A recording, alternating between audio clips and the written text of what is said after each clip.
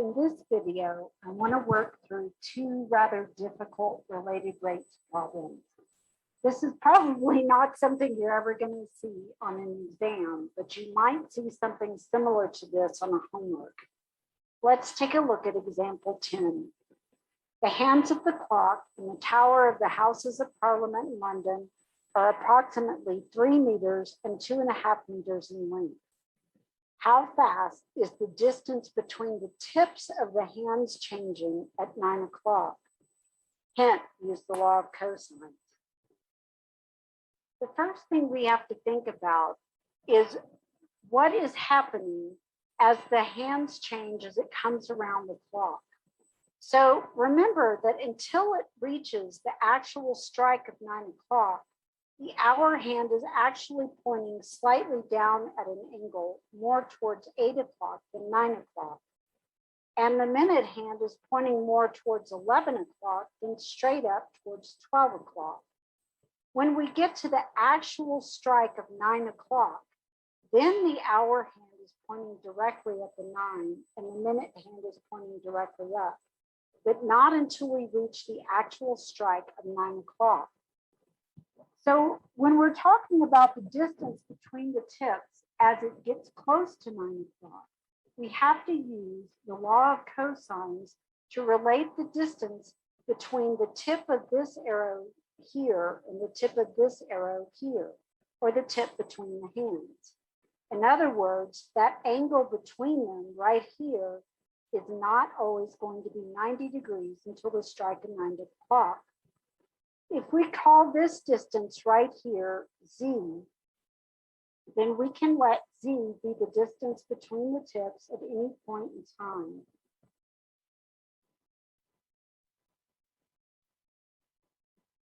Then we can write an expression using the law of cosines. This means that we have Z squared equal to, well, what would it be equal to? We know that the hands of the clock do not change length. One of them is 3 meters, one of them is 2.5 meters. The 2.5 is pointing towards the hour hand, and the 3 is probably the minute hand, since minute hands are longer than hour hands. This means that we can square the 2.5 meters and we can square the 3 meters. So we have a squared plus b squared minus 2ab, which would be 2.5 meters times 3 meters, multiplied by the cosine of the angle that's between them. And this will give us an expression that relates the tips, distance between the tips, to the angle between the two. We're looking to see how fast the distance between the tips of the hands is changing at 9 o'clock.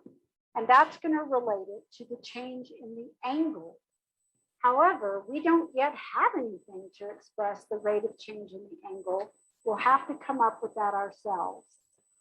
First, however, go ahead and pause the video and take a moment to do the multiplication and simplify this expression. Note that what we are trying to find is dz dt at the strike of 9 o'clock. So now what we have in our equation is z squared equal to 15.25 meters squared minus 15 meters squared times the cosine of theta. This gives us the relating equation between z and the change in the angle. We don't yet know what the change in angle is, and we were not given that information in the problem. We'll have to come up with that on our own.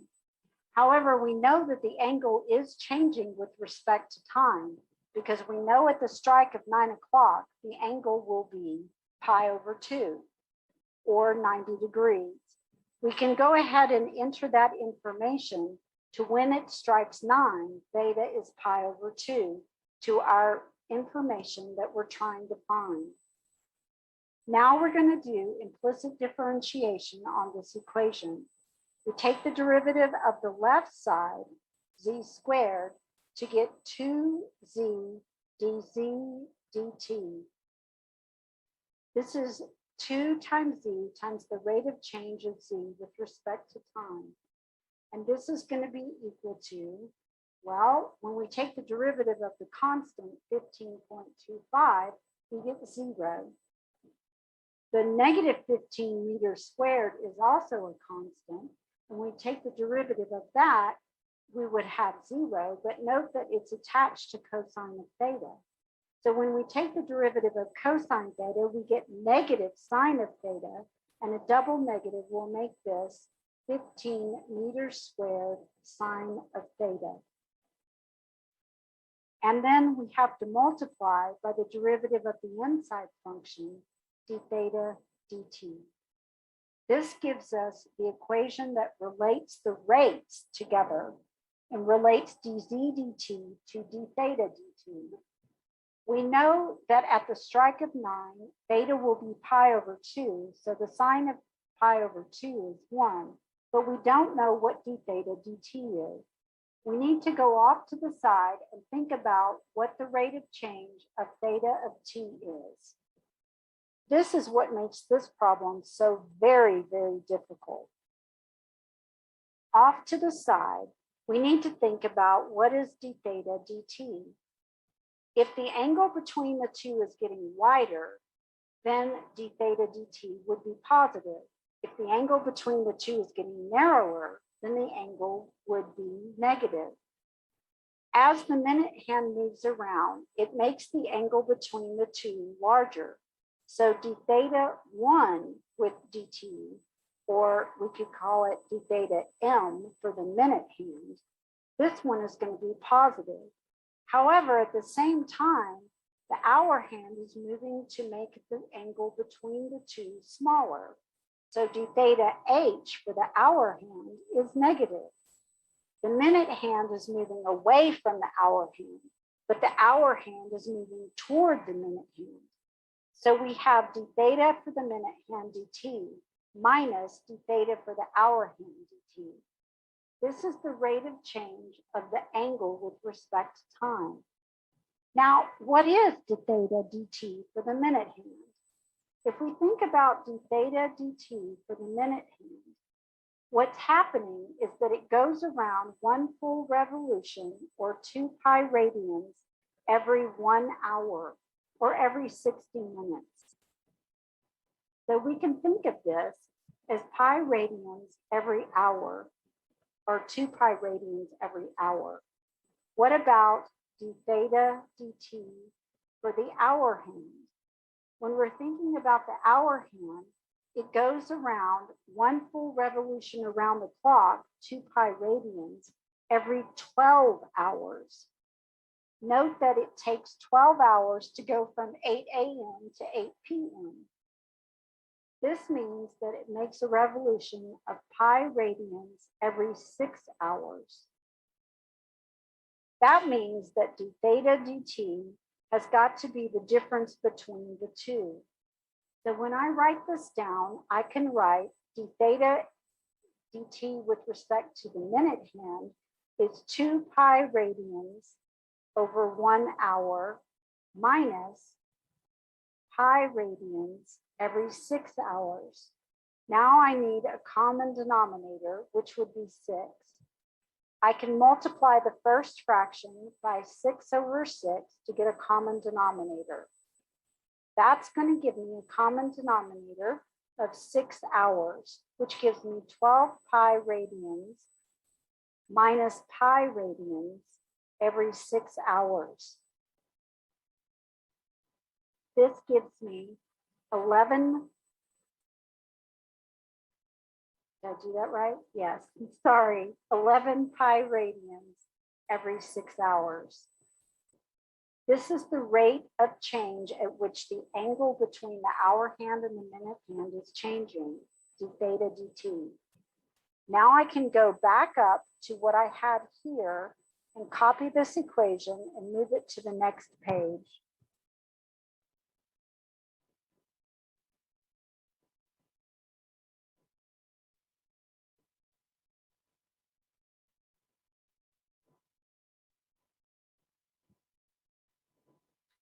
Now that I know what this part of it is, I need to figure out what z is, and I need to figure out what dz dt is, and I need to figure out how to replace theta with pi over 2 and d theta dt with this 11 pi radians every 6 hours.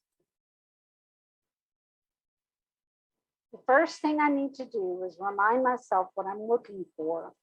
I'm looking for the change in how fast the distance between the tips of the hands is changing at 9 o'clock.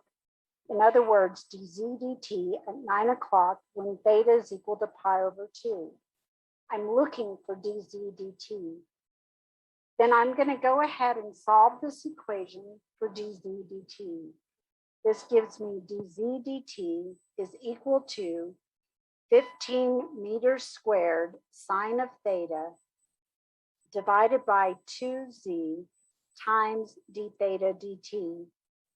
I have an expression for d theta dt. I know that theta will be pi over 2 at 9 o'clock, but what is z? Think again about what happens at exactly 9 o'clock. At the stroke of 9 o'clock, the hour hand points directly at the 9, and the minute hand points directly at the 12, and the angle between them is exactly 90 degrees. We know that the hour hand is 2.5 meters long, and the minute hand is 3 meters long. Since that's a right angle, I can use the Pythagorean theorem to find the exact distance between them at 9 o'clock. So z at 9 o'clock is equal to the square root of 2.5 meters squared plus 3 meters squared. When I get the value for this, this is basically the square root of the 15.25 meters, which is roughly about 3.91. But in your calculations, you need to use the square root of 15.25, the exact value.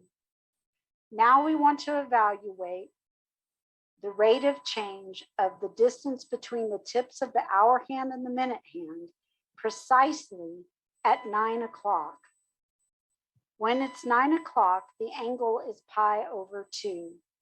This tells us that we have 15 meters squared times the sine of pi over 2 over 2 times the square root of 15.25 in meters multiplied by d theta dt.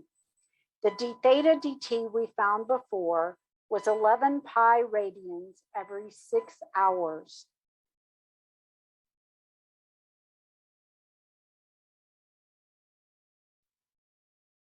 Note again that the radians is a unit that appears and disappears and does not have to be in the final result.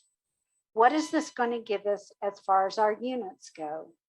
We have meters squared in the numerator and meters in the denominator, and then we have hours in the denominator. That will give us meters per hour, which are correct units for dz dt. Now take a moment and multiply that out to see what approximate value you come up with.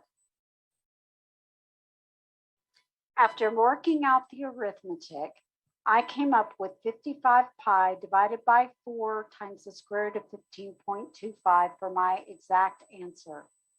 When I approximate, that gives me 3.52 pi, or about 11.06 meters per hour.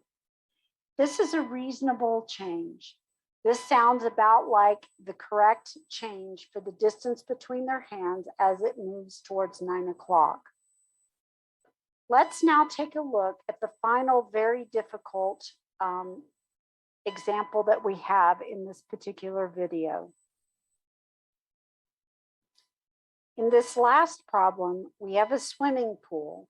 It's 50 meters long and 20 meters wide. Its depth decreases linearly along the length from 3 meters to 1 meter. It is initially empty and is filled at a rate of 1 cubic meter per minute. How fast is the water level rising 250 minutes after the filling begins? How long will it take to fill the pool?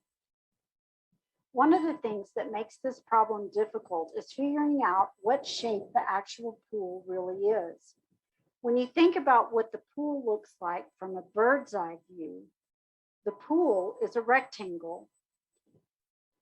The pool, then, a swimming pool, is 50 meters long and 20 meters wide. This is what the bird sees as the bird flies over. Its depth decreases linearly. Okay, this is not the bird's eye view. This is the mole's eye view. So when we're looking at this part, this is going to be what the mole sees as it burrows under the ground. It decreases linearly along its length from 3 meters to 1 meter, or you could go the other direction from 1 meter to 3 meters. That means that this distance is still 50 meters going from here to here, but you're looking at a cutout from the ground. The ground, of course, is up here, and this is below the ground. This depth right here is 1 meter, and this depth on this side is 3 meters. This splits the pool into two basic shapes: a wedge on the bottom, made up of a right triangular bottom, otherwise known as a wedge, and a rectangular box for the top. In other words, you have two different shapes, one that looks like a triangle and one that looks like a rectangular box. The pool is initially empty and is filled at a rate of 1 cubic meter per minute. Based on the units and the fact that we're measuring water, we know this must be a rate of change of volume. dV dt must be equal to 1 cubic meter per minute. Because the water is increasing in the pool, this will be a positive rate of change. We're now asked two questions, two things to find. First, how fast is the water level rising? The water level is the height of the water in the pool, which we don't have on our picture yet. So let's put some water in here. The water height could be measured with H. If we measure the height of the water with H, notice that it first has to fill up this triangular wedge-shaped bottom. It is 50 meters at the top, and it goes 20 meters wide, but it's a wedge-shaped bottom. It has to fill that completely before it begins filling the rectangular box top. So it asks, how fast is the water level rising? What is dH dt? 250 minutes after the filling begins, when time equals 250 minutes. That's the first question that we have to answer. The second question is, how long will it take to fill the pool? The second question is time equals to fill the pool. That's all the information that's in the problem. The rest of this has to come from you. You know that you will have to relate the volume to the height of the water. But first we need to figure out how much of the pool is full after 250 minutes. In order to do that, we need to know what the volume of the wedge shape is and what the volume of that upper rectangular box is. In other words, has it already filled the wedge-shaped bottom after 250 minutes or not? If it hasn't, we don't even need to consider the rectangular box top. Notice that the rate of change of filling is 1 cubic meter per minute. In 10 minutes, I now have 10 cubic meters per minute in the pool. So after 250 minutes, you have put in 250 cubic meters. How many cubic meters is the wedge-shaped bottom? In order to figure out how long the wedge-shaped bottom is, we need to try to draw a better picture so that we can see it from the side. And I will tell you, I am not good at drawing these, so use your imagination.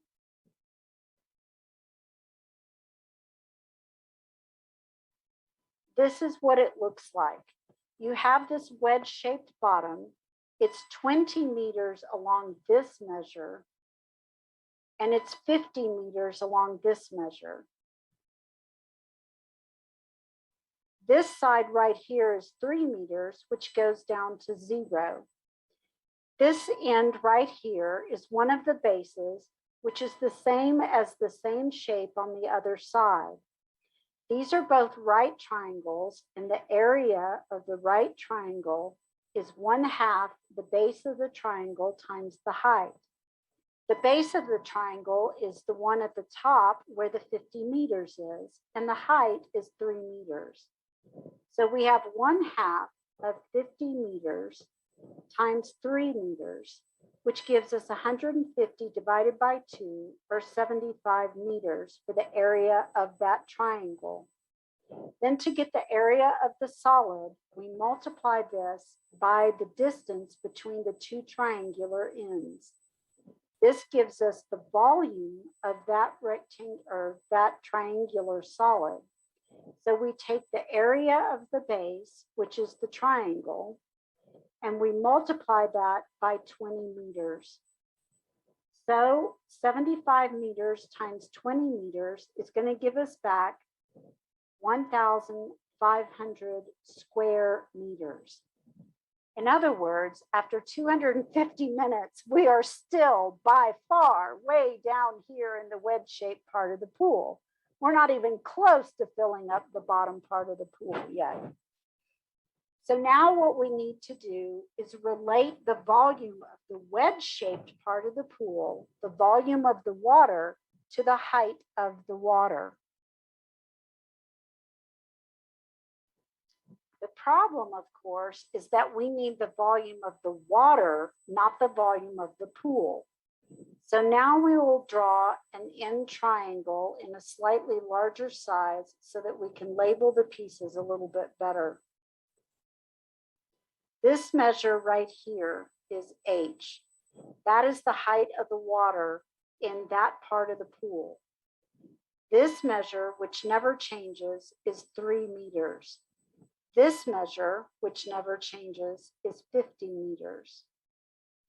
Now, what about this wavy part right here where the height of the water is? That definitely changes. We don't know what else to call it. Let's call it R. It's not really a radius, but do you see that you have 2 triangles here? Again, you have a right angle up here in the corner, and both triangles share this angle down here. We have one triangle coming along the slanted edge, going up that side and coming across where the wedge-shaped bottom meets the rectangular box-shaped top. We have another triangle, which is smaller, which is coming across the height of the water, down the slanted side and up the depth of the water. They both share the same angle at the bottom, and they both have a right angle, which means this third angle must be the same angle. That makes them, you got it, similar triangles. Now what we need to do is come up with a proportion so we can relate R to H.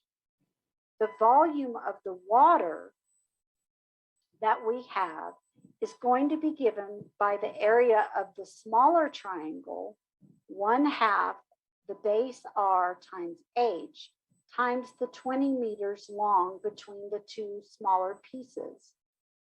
We need to relate R to the 50 meters, the 3 meters, and H so we can get rid of R since we only want to know about dH dt. We can now write that 50 meters divided by 3 meters has to be equal to R meters divided by H meters. 50 divided by 3 doesn't reduce, but the meters do cancel. And this tells me that R is equal to 50 divided by 3 times H.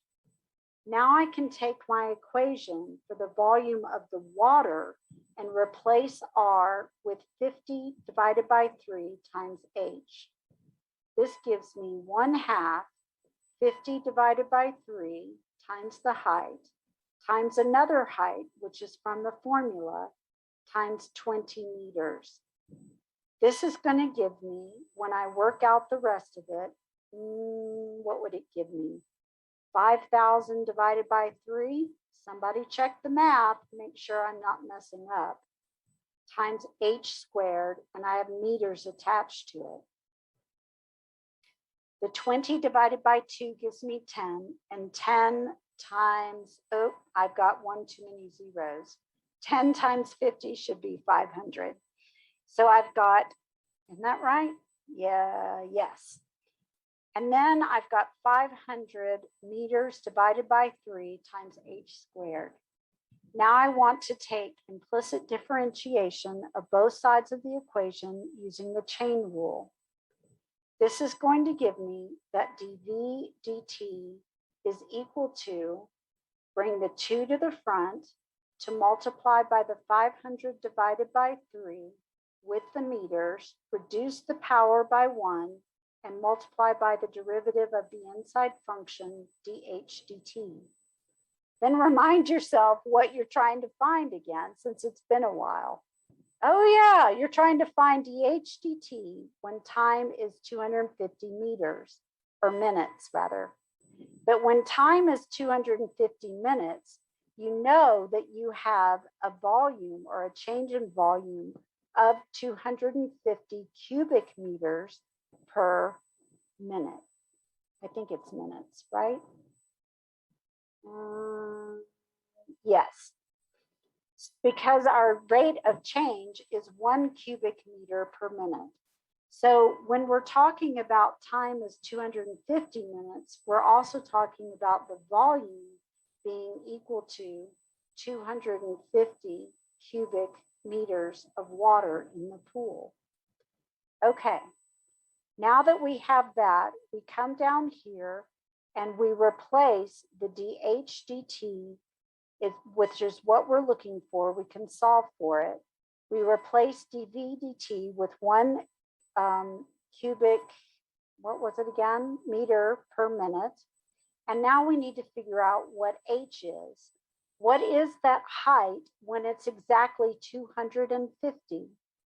Okay, well, I can come up here to my equation and I can figure out what that is. Based on the equation that I have right here, I know the volume is equal to 500 divided by 3 meters times H squared. So when V is equal to 250 cubic meters, this tells me that I should be able to find the value of H. This is 50 or 500 divided by 3 meters times H squared. The next thing I want to do is solve this for H squared. So I divide 250 meters cubed by 500 thirds meters, or multiply by the reciprocal 3 over 500 meters, which gives me H squared. The 250 goes into 500 and leaves a 2, and the meters goes into meters cubed and leaves meters squared. This gives me 3 over 2 meters squared equal to H squared. Since I know H is a measure of length, it can't be negative. So basically, H is turning out to be the square root of 3/2 meters. So I take the square root of 3/2 meters and I can replace it in here with H. The first thing I'm going to do, though, is solve this equation for dH dt before I plug in and make it even more complicated. This is going to give me 3 over 1,000 meters from 2 times 500. The H is also in the denominator. times dV dt. Now I can plug in the value that I have.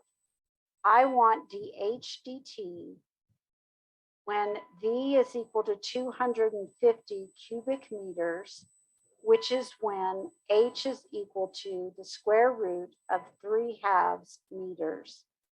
This gives me 3 over 1,000 meters times the reciprocal of this, which is the square root of 2 over 3 meters, times the rate of change of volume is 1 cubic, should be meter, not centimeter, 1 cubic meter per minute. Take a moment to go ahead and multiply that out and see what you come up with. Notice that this meter cancels that meter. Actually, it doesn't. My bad. That should be in the denominator. 1 over meter. Yes. And that would give me meters squared in the denominator and meters cubed on top. This gives me 3 over 1,000 times the square root of 2/3 meters per minute. The units make sense, and note that as the water fills the pool, the height of the water in the pool will get deeper. So the answer makes sense to us. Now let's look at the second part we were supposed to get. How long will it take to fill the pool? Well, it takes 1 minute to put in 1 cubic meter, and we know the bottom of the pool is 1,500 cubic meters. So if we've got 1,500 cubic meters, and that is supposed to be a cube, that would be 1,500 minutes. Well, how long does it take to fill the top of the pool? Well, I don't know because I've never computed it. The top of the pool is a rectangular box, 50 meters long, 20 meters wide, 1 meter high. How much is in that part of the swimming pool? When I look at that part, I've got basically a box like this, going along a certain distance like this, sitting on top of my wedge-shaped bottom down here like this. What I have is 1 meter deep, 50 meters long, and 20 meters wide. This means that the volume of the upper half of the swimming pool is going to be equal to 1 meter, the depth, times 50 meters, the length, times 20 meters, the width, which is 1,000 cubic meters. If I add the volume from the upper and lower, I end up with 2,500 cubic meters. So it will take 2,500 minutes to fill the pool. If you want, you can convert this into hours by multiplying by the unit rate of 1 hour every 60 minutes. And that will give you an expression in hours. But basically, the time to fill a 2,500 cubic meter pool is 2,500 minutes if the rate of filling is 1 cubic meter per minute. I hope this helps a little bit on these very difficult problems. I'm not sure which is more difficult, the swimming pool or the clock problem. I suppose it depends on which way your brain works, but they're both very challenging and not problems I would have expected you to get without a little bit of help. So hopefully this helps, and you'll be happy to know that this is the second hardest section out of the entire course after the epsilon delta definitions. So it's all downhill from here.